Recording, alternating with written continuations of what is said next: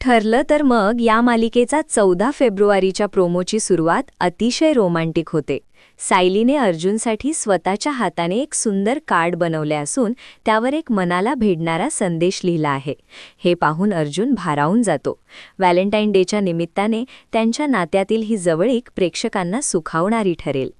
दुसऱ्या दिवशी लाडकी बहीण अस्मिता अर्जुनला आजच्या चॉकलेट डेची आठवण करून देते. अर्जुन लगेच म्हणतो, अस्मिताई, माझ्या लक्षात आहे, मी आत्ताच सायलीसाठी चॉकलेट्स ऑर्डर करतो. पण अस्मिता त्याला थांबवते आणि सांगते की बाहेरून आणण्यापेक्षा त्याने स्वतःच्या हाताने सायलीसाठी चॉकलेट्स बनवायला हवेत. आता अर्जुनचे हे किचन मिशन कसं यशस्वी होतं हे पाहणं मजेशीर ठरेल. कथानकात खरा ट्विस्ट येतो जेव्हा सायली ऑफिसला जायला निघते. चैतन्य तिला सांगतो की त्यांना सर्वात आधी ST इंडस्ट्रीजच्या साईटवर जायचे आहे.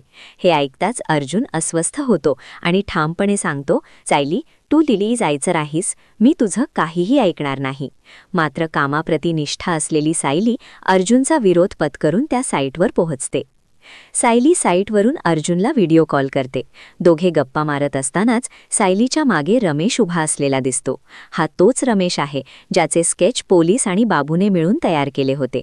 सायलीचे लक्ष नसताना रमेश मागे कोणाशी तरी गुप्तपणे बोलत असतो. आता सर्वात मोठा प्रश्न हा आहे की सायली त्या रमेशला ओळखेल का? व्हिडिओ कॉलवर अर्जुनला तो चेहरा दिसेल का? की सायली पुन्हा एकदा नकळत एखाद्या मोठ्या संकटात अडकणार? या सगळ्या प्रश्नांची उत्तरे आपल्याला मालिकेच्या येणाऱ्या भागातच मिळतील. तर पाहायला विसरू नका. ठरलं तर मग.